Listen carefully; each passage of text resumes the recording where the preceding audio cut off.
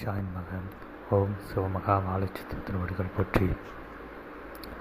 நல்விசாலமான உயர் பார்வை கொண்டு உயர் நோக்கம் கொண்டு யுகமாற்றமுதை செய்கின்ற யுகமாற்ற சித்தனை அகமாற உம்மை வாழ்த்த வந்தமர்ந்திருக்கின்றோம். வாரணாசி என்ற ஆனந்த வனமதில் இருந்து காசி என்ற தலத்தில் அமர்ந்திருக்கின்ற காசி விஸ்வநாதனோடு இணையாய் அமர்ந்திருக்கின்ற விசாலாட்சி என்று அழைக்கப்படுகின்ற சக்தியாய் இன்று உம்மை தேடி கங்கை நதிக்கரையில் அமர்ந்தவள் கங்கை சூழ அமர்ந்தவனை வாழ்த்த ஆனந்த நிலைதனில் அமர்ந்திருக்கின்றோம். ஆனந்த வனத்திலிருந்து சித்தா. வாரணாசியின் ஒரு காலத்தில் அது ஆனந்த வனம் என்று வழங்கப்பட்ட தலம் என்பதை உமக்காக அறிவித்து அவ்வாறு ஆனந்தங்கள் எல்லாம் செழித்து ஓங்கி வளர்ந்து நின்ற தலம் அது. அத்தலத்திலிருந்து இன்று உம்மை ஆனந்தபுரியாக இருக்கின்ற சிவசபை தலத்தில் அமர்ந்திருக்கின்ற உம்மை வாழ்த்த வந்தமர்ந்திருக்கின்றோம். ஆதிசக்தியின் அருள் வடிவாய் யாம் விசாலாட்சி. கங்கை நதிக்கரையில் பெரும்பாலானோர் தங்களுடைய பாவங்களை அகற்றுவதற்காக நீராடி வந்து செல்வதற்கும் தங்களுடைய இறுதி காலத்தில் தங்களுடைய அஸ்திகளை கரைப்பதற்கும் அங்கு வந்து நின்று கொண்டிருக்க, வாழும் பொழுது எவ்வித புண்ணியமும் செய்யாது இறுதி நேரத்தில் கங்கையில் மட்டும் வந்து குளித்து விட்டால், நீராடிவிட்டால், கங்கையில் அஸ்தியை கரைத்து விட்டால் புண்ணியமும் மோட்சமும் கிடைக்கும் என்பது எவ்வாறு ஏற்றுக்கொள்ளத்தக்கதாக இருக்கும் சித்தா? ஒரு நல் ஆன்மா என்பது வாழும் பொழுதே உயர்நிலை கொண்டதாக இருக்க வேண்டும். வாழும் பொழுது செய்கின்ற அனைத்து அக்கிரமங்களையும் செய்துவிட்டு பின்பு இறுதி நிலையாக இதுபோன்ற ஒரு சிறு ஆகமத்தை செய்துவிட்டு உயிர் பெற்று கொள்ளலாம், புத்துயிர் பெற்று புது நிலைதனில் அமர்ந்து விடலாம் என்ற மனித எண்ணத்திற்காகத்தான் இதுபோன்ற உயர்நிலை நிகழ்வுகளை கூட சிவசபையில் உரைக்காது இருக்கின்றோம் சித்தா. ஏனென்றால் தவறு செய்துவிட்டு பின்பு இதுபோன்ற சிறு ஆகமத்தை செய்துவிட்டால் புண்ணியம் கிடைத்துவிடும் என்றால் அனைவரும் பாவக்காரனாக அல்லவா இருக்க வேண்டும்? அதற்கு ஏன் இத்தனை நெறிமுறைகளில் வாழ வேண்டும் என்று வழிமுறைகளை வளர்க்க வேண்டும், செய்ய வேண்டும்? நீங்கள் எல்லாம் பாவத்தை செய்யுங்கள், பின்பு இறுதியாக கங்கையில் வந்து நீராடி செல்லுங்கள், பாவமெல்லாம் விமோச்சனம் அடைந்து விடுவீர் என்று உரைத்தால் என்ன பயன் இருக்கின்றது? அதனால்தான் கங்கை சூழ அமர்ந்தவனை இன்று அனைவருக்குள்ளும் புகுத்துவதற்கு ஆதி இறைநூல் வடிவாக அமர வைத்து அதிலிருந்து ஒவ்வொருவரையும் கங்கையில் நீராடுவதற்கல்ல, கங்கையாகவே அவர்களை நீராக மாற்றுவதற்கு உயர்நிலை கொண்ட பேராற்றலாய் உம்மை அமர வைத்திருக்கின்றோம் சித்தா. இந்நிலையின் மூலமாக உம்மை நாடி வருகின்ற ஒவ்வொருவரும் கங்கையில் நீராடியவர்கள் அல்ல, அக்கங்கையாகவே மாறி நிற்கின்ற பெரும் நிலை கொண்ட புண்ணியவான்களாக மாற்றி கொண்டிருக்கின்றோம்.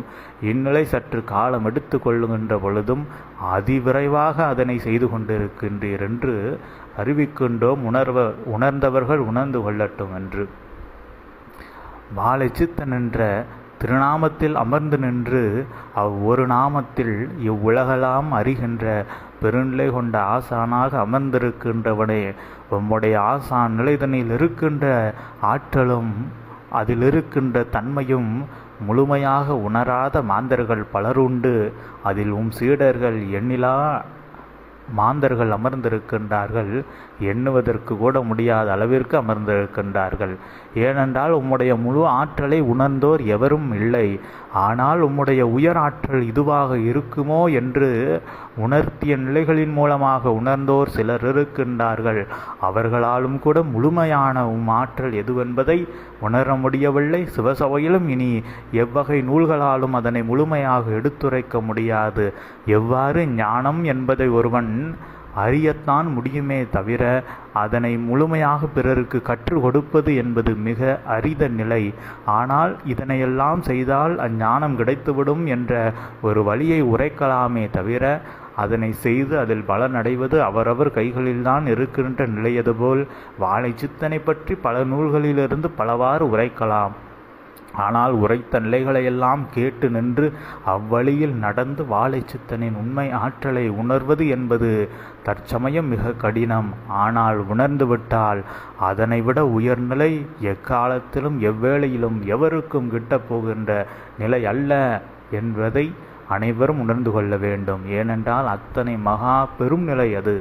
வாழை சித்தனை உணர்ந்து விட்டால் அவன் வாழை சித்தனாகவே மாறி நின்று விடுவான் என்ற அதி உன்னத உயர்நிலை அது. அந்த நிலையில் அமர்ந்து விட்டால் தேவர்களுக்கும் கிடைக்காத பெரும் நிலை கொண்ட பொக்கிஷமாம் ஆதி இறை நூலாகவே யாவரும் மாறி இருக்க முடியும் என்ற நிலையை அகமாற அறிவிக்க ஆற்றல் கொடுத்தவனே உம்மை வாழ்த்துகின்றோம் உம் அன்னையாம். சித்தனே, களி என்பதை வைத்து ஓர் உதாரண நிலையாக இன்று வந்திருக்கின்ற மாந்தர்களுக்கு உணர வேண்டும் என்பதற்காக உரைக்கின்றோம் ஒரு நிலை. ஒரு மானிடன்தான் களியன் என்று வைத்துக்கொள். அம்மானிட சரீரத்தில் அவன் பெரும் கொடும் பாவங்களை மட்டுமே செய்து கொண்டிருக்கின்றான். அவ்வாறு இருக்கின்றவன் மாண்டு போகின்ற காலம் வந்தவுடன் மாண்டு போன பின்பு அவன் சரீரம் எவ்வாறு சிதைவுற்று தங்க ஆடையை அவன் மீது சுற்றி வைத்தால் கூட அது துர்வாடைதான் அடிக்கும் என்ற நிலை அது இருக்கின்றதல்லவா? அந்நிலை அதுபோல்தான் களி. இன்று அதுதான் களி, இந்நிலைதான் களி என்று வைத்துக்கொள். இதுதான் உண்மையில் களியும் கூட. இவ்வாறு இருக்கின்ற துர்வாடை அடிக்கக்கூடிய அச்சடம் சிவமில்லாத சடத்தை என்ன செய்ய முடியும்? வைத்து அழகு பார்க்கவா முடியும்? ஒன்று புதைக்க வேண்டும் அல்லது எரிக்க வேண்டும். ஆனால் புதைத்தால் கூட நம்முடைய பிற உயிரின வர்க்கங்கள் அதனை தோண்டி மீண்டும் வெளிக்கொண்டு வந்துவிடுமோ என்று எரிப்பதே மிக உசிதமாக இருக்கும். அதுபோன்ற களி நிலையில் இருக்கின்ற மாந்தர்களை அந்நிலை அதுபோல் இன்று உம்மை நாடி வந்திருக்கின்ற மாந்தர்கள் இருக்கின்றார்கள் அல்லவா சித்தா? அவர்கள் யாவரும் களிமாந்தர்களாக வாழ்ந்தவர்கள். ஆனால் அவர்களுக்குள் இருக்கின்ற களிநிலை மாண்டு விட்டது. மாண்ட பின்பு இருக்கின்ற வெறும் சடலம்தான் பெரும் துர்வாடை அது வருமல்லவா? அதுபோன்று இருக்கின்றார்கள் இன்று உம்மை நாடிய சில மாந்தர்கள். அதுவே இன்று இத்தனை கொடூர நிலையாக இருக்கின்றதென்றால் இதனை விட அவர்கள் இதற்கு முன்பு களியனாக இருக்கின்ற பொழுது எத்தனை நிலைகளை செய்திருப்பாய். ஆனால் இன்று இவர்கள் உம்மை நாடி வந்ததினால் நீர் ஒரு செயலை செய்கின்றீர். இத்தனை துர்வாடையும் முழுமையாக அழிக்கின்ற ஒரு வழி உண்டு. அது நெருப்பிட்டு முழுமையாக எரிக்கின்ற நிலை. அந்நிலையை நீர் செய்து கொண்டிருக்கின்றாய். விரைவாக உம்மை நாடி நிற்கின்ற ஒவ்வொரு சீடனுக்குள் இருக்கின்ற களியனும் துர்வாடை அவனுக்குள் இருக்கின்ற களியன் மாண்டு விட்டான். அவனுடைய சுவடு மட்டும்தான் அங்கு துர்வாடையாக துர்வாசமாக அமர்ந்திருக்கின்றது. அந்த நிலை முழுவதுமாக உம்மால் எரிக்கப்பட்டு அழிக்கப்பட்டுவிடும். அப்பொழுது முழு நிலை கொண்ட புண்ணிய ஆன்மாவாய் உம்மை நாடிய ஒவ்வொரு சீடனும் மாறியிருப்பான். இனி வருகின்ற ஒவ்வொரு காலத்தில் வருகின்ற மாந்தர்களும் அதுபோல் புண்ணிய நிலை கொண்டவர்களாக மாறியிருப்பார்கள். எனவே களியது மாண்டு விட்டது. உம் சபையில் வந்திருப்பது களியினுடைய சிறு சுவடுகள். அதனுடைய இறுதி சடலத்தை மட்டும் கொண்டு அமர்ந்திருக்கின்றவர்கள் தான் வந்திருக்கின்றார்கள். அதனையே இன்று பலரால் ஏற்றுக்கொண்டு சகித்து கொள்ள முடியாத அளவிற்கு இருக்கின்றதென்றால் அவர்களுக்கு களியனாக இருக்கின்ற பொழுது எத்தனை கொடும் பாவங்களை செய்திருப்பார்கள் என்று எம்மால் கூட யோசிக்க கூட முடியவில்லை சித்தா. அவ்வளவு பெரும் கொடுமைக்காரர்களை எல்லாம் கனிவு கொண்டு பரந்தாமனே அழித்து விடலாம் என்று எழுகின்ற பொழுது அவனை அழிக்க வேண்டாம், அரியே நீர் அமரும் என்று அவனுக்கு ஒரு அரியாசனம் விட்டு அமர வைத்துவிட்டு நீர் அனைவர் மீதும் அன்பு கொண்டு நல் கனிவு கொண்டு அறிவின் மூலமாக தவம் பூண்டு ஆதி இறை நூலை பெற்று அதன் மூலமாக அனைவருக்கும் அதிமுக்தியை வழங்குகின்ற சித்தனே, ஆதி நாராயணனின் அருள் வடிவம் உயர்நிலை கொண்ட சிவமகா வாழை சித்தன் என்று உரைப்பதற்கு ஏற்ற சிவத்தினுடைய ஆற்றலையும் உள்குள் கொண்டமர்ந்து உள்ளூர அனைத்தையும் ஏற்று நிற்கின்ற சித்தனே, இச்சக்தியின் அருள் ஆற்றலையும் இணையாக பெற்று நிற்கின்ற பெரும் சக்தி வாய்ந்த சக்தி சாலனே, உம்மை அகமாற வாழ்த்துகின்றோம். சக்தியாய் யாம் விசாலாட்சி. பல்வேறு விசித்திரங்கள் நடக்கும் இப்பிரபஞ்சம், விந்தைகள் பல நடக்கும் பிரபஞ்சம், பல உயர்நிலை கொண்ட பெரும் நிலை கொண்ட பெரும் நிலைகளை பெறுகின்ற நிலைகளை கொண்ட அனைத்து வழிமுறைகளையும் உரைக்கின்ற பெரும் நூலாய் ஆதி இறை நூலை இன்று கொண்டிருக்கின்றீர். இந்நூல்களெல்லாம் பல்வேறு விந்தைகளையும் விசித்திரங்களையும் இம்மண்ணுலகுதனில் செய்து காட்டும். அனைத்தும் யுகமாற்றம் என்ற ஒரு நிலையின் பெயரில் என்று அறிவித்து சித்தா. இந்நிலையில் ஒரு சூட்சமம் இருக்கின்றது, காலம் வருகின்ற பொழுது வெளிப்பட்டு நிற்கும். அனைத்து நூல்களும் விந்தைகளும் விசித்திரங்களும் செய்து நிற்கும். அதெல்லாம் யுகமாற்றம் என்ற பெயரில் செய்யப்படுகின்ற நிலையாக இருக்கும்.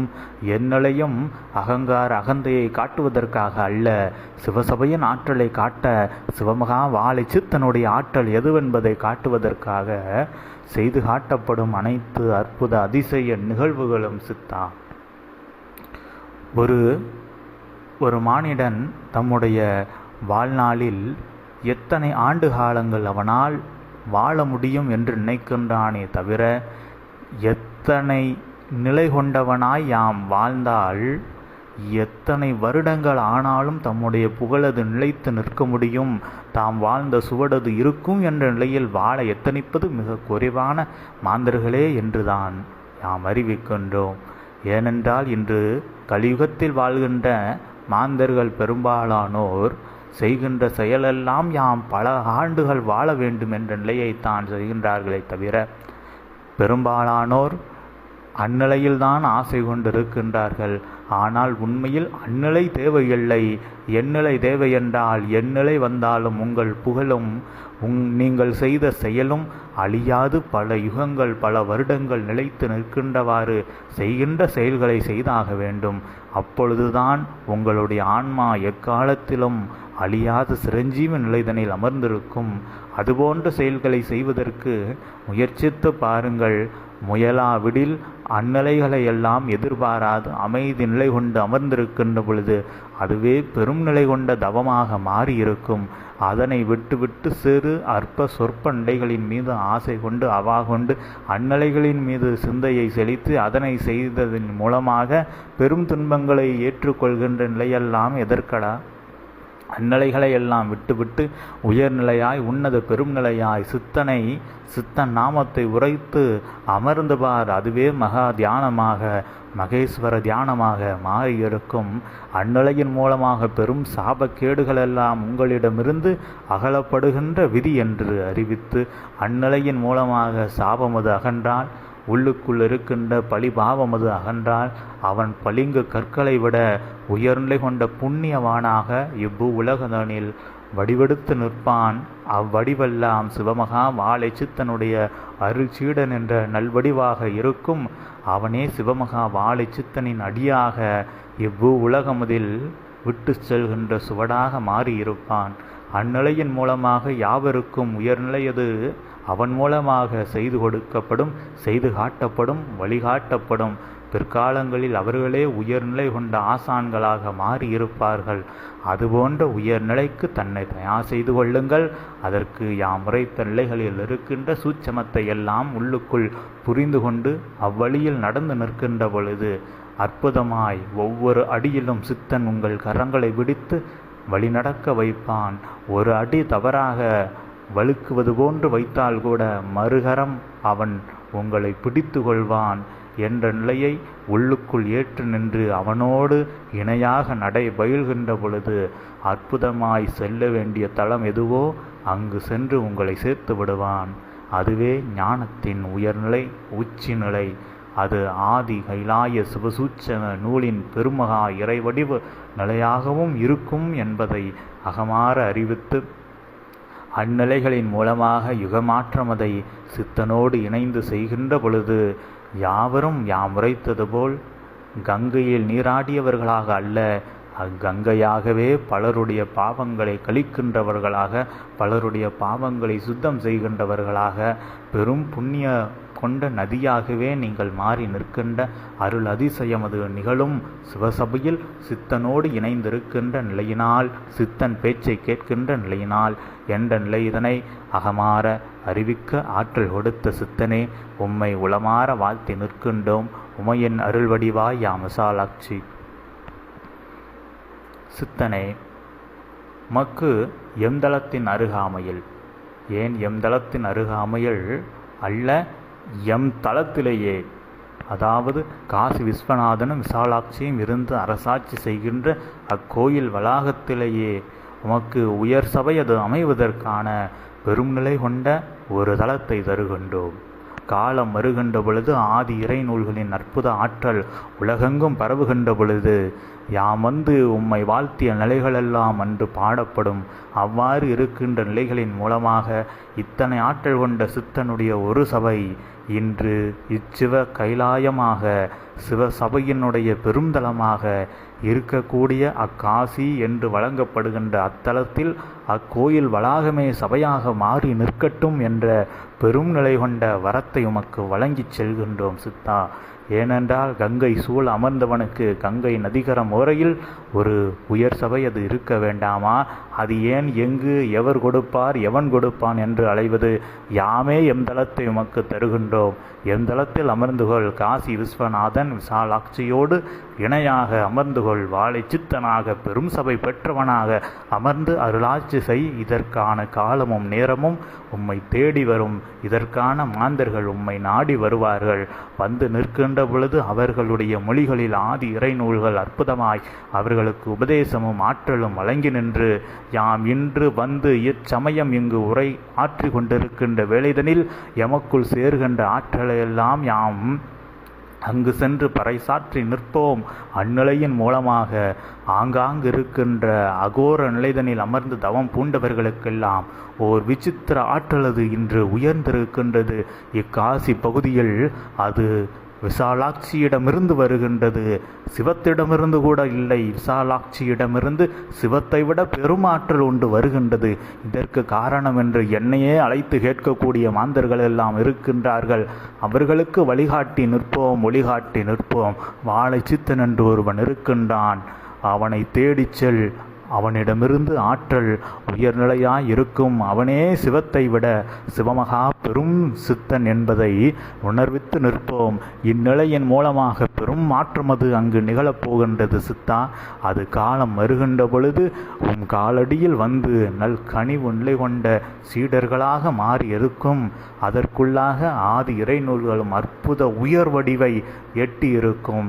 நாங்கள் உரைக்கின்ற உயர் வடிவு என்பது எதிர் நின்று வாதிடுவதற்கு ஒருவன் அஞ்ச வேண்டும் என்ற அளவிற்கு ஒரு கேள்விக்கு பல பதில்களை உரைக்கக்கூடிய நிலையாக ஒவ்வொரு நூல்களும் ஆற்றலாய் வளர்ந்திருக்கும்.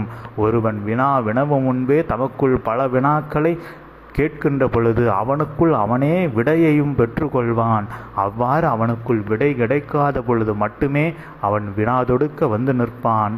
அவை யாவும் அற்புதமான பெரும்நிலை கொண்ட சச்சங்கங்களாக நிகழ்ந்திருக்கும். அதற்கு ஏற்றாற்போல் நூல்களும் பெரும் நிலையாக உமக்கு பெரும் நிலையாக அவை கிடைத்திருக்கும் சித்தா.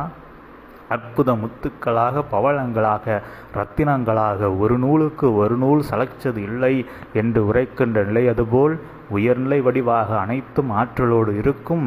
அதுபோல் எம் தளத்திலும் சபை அவ்வித ஆற்றலோடு அமைந்து நிற்பதற்கான ஆற்றலை கொடுத்து நிற்கின்றோம். ஆசியும் வழங்கி நிற்கின்றோம். அமர்கின்றோம். ஆனந்த நிலையிலே அமர்கின்றோம்.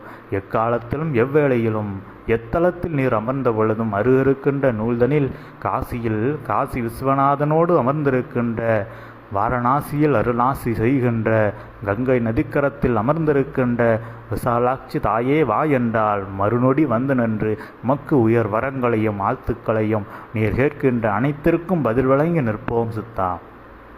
நீ வாழி என்று வாழ்த்தி உம்மை அகமாறு ஆசீர்வதித்து அமர்கின்றோம். உயர்நிலைகள் அனைத்தும் இனி ஒவ்வொரு நிலைகளாக சிவசபையில் சித்தன் நிலையில் தனிலிருந்து சித்தனுக்காக பல சீடர்கள் செய்து கொடுப்பார்கள் என்ற நிலைதனை அகமாற சூட்சமமாய் அறிவித்து அமர்கின்றோம். சூட்சம நூலிலிருந்து விடைபெற்று ஓம் அகதீஷாய நமக. ஓம் சிவமகா வாழை சித்தத்தின் விடைபெற்று